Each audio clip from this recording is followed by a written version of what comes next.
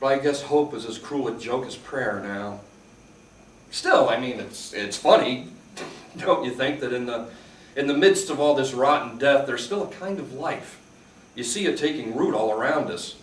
I suppose that's why so many of us have found ceiling beams that will take our weight, or loaded up the pump-action shotgun and killed our families before turning the thing on ourselves, or jumped from tall buildings, or driven our cars head-on into walls at 90 miles an hour, or. There's a window behind me that has this great view of the hillside. In the middle of the field behind the station, there's this huge old oak tree that's probably been there for, oh Christ, I guess a couple of thousand years. Yesterday, a dead guy walked into the field and up to that tree and just stood there looking at it, admiring it. I wondered if maybe he proposed to his wife under this tree, or had something else really meaningful, pardon my language, happen beneath that oak tree. Well, whatever it was, this was the place he'd chosen to come back to. So he sat down under the oak and leaned back against its trunk. He's still there, at least as far as I can make out. Because we found out, didn't we, that as soon as the dead come home, as soon as they reach their destination, as soon as they stop moving, they take root. And they sprout. Like fucking kudzu, they sprout. The stuff grows out of them like slimy vines, whatever in the hell it is, and then it starts spreading. I can't see the tree any longer for all of the, I guess you'd call it vines that are covering it. Oh, there are a couple of places near the top where they haven't quite reached yet, but those branches are bleach white now. The life sucked right out of them. The vines, when they spread, they grow thicker and wider. In places, they blossom patches of stuff that looks like luminescent pond scum. But the vines themselves, they're pink and moist, and they have these things that look like thorns, only these thorns, they wriggle. And once all of it has taken root, once the vines have engulfed everything around them and the patches of pond scum have spread as far as they can without tearing, once all of that happens, if you watch for a while, you can see that all of this is breathing. It expands and contracts like lungs pulling in and then releasing air. And in between the breaths, if that's what they are, everything pulses as if it's all hooked into some giant invisible heart. And the dead, they just sit there or stand there or lie there, and bit by bit they dissolve into the mass, becoming something even more organic than they were before. Something new. Something, oh hell, I don't know. I just calls them as I sees them, folks. Well, Laura has sprouted, you see. The breathing kudzu has curled up out of her and crawled across the walls, across the ceiling, over the floor. About half the broadcast booth window is covered with it, and I can see those wriggling thorns have mouths because they keep sucking at the glass. I went up to the glass for a closer look right after I got back from the bathroom. Oh, I wish I hadn't, because you know what I saw, folks?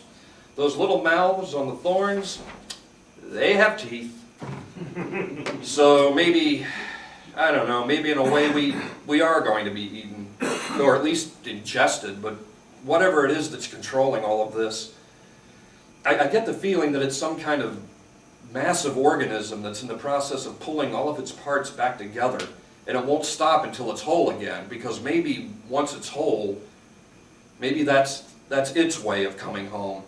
Maybe it knows the secret of what lies beyond death, or here's a cheery thought, maybe it is what lies beyond death, what's always been there waiting for us, without form, and maybe it finally decided that it was lonely for itself, and so it just jump-started our loved ones so it could hitch a ride to the best place to get started.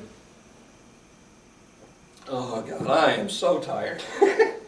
There's no unspoiled food left in the vending machines. Did I mention that I took a baseball bat to those things 5, maybe even almost 6 days ago by now? I guess the delivery guy never got here to restock them. Candy bars, potato chips, and shrink-wrapped tuna salad sandwiches will only get you so far. Hey, did I mention that I'm tired? The kudzu is scrabbling at the base of the door. I don't think it can actually break through, or it would have by now, but I'm thinking, what's the point, you know? Outside, the field and the hillside are shimmering with the stuff. From here, it almost looks like the vines are dancing.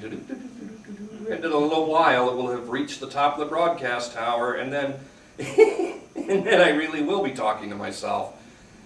Okay, if anyone out there has any requests, now's the time to phone them in. Hey, I'll even play the 17-minute version of an Agata Davida if you ask me. I always dubbed that drum solo anyway. I lost my virginity to that song. The long version, not the 3-minute single. Thanks for that vote of confidence in my virility. I wish I could tell you that I remembered her name. Her first name, I think, was Debbie, but her last name is... That's lost. Gone forever.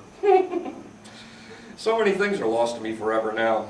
Lost to all of us forever. Okay, I'm still waiting on those requests, folks. So please, please, please, will somebody out there call me? Because in a few minutes, those vines and thorns will have covered the window, and those little mouths with their little teeth are going to be all I'll be able to see. I'm hanging on by a goddamn thread here, folks, so 3 minutes and 40 seconds. I am going to play The Long and Winding Road, which is 3 minutes and 40 seconds long. And if by the end of that song you have not called me, outside of being deeply hurt, I am going to walk over to the door of the broadcast booth. I am going to say a quick and meaningless prayer to a God that was never there to hear it in the first place. And I am going to open that door and step into those waiting, breathing, pulsing vines. That's my plan, and I'm going to stick to it. So I'm going to play the song here in a moment. But before I do, let's do our sworn FCC duty like good little drones who are stupid enough to think that anyone cares anymore. And we'll just let these 6 pathetic words serve as my possible epitaph. We now pause for station identification.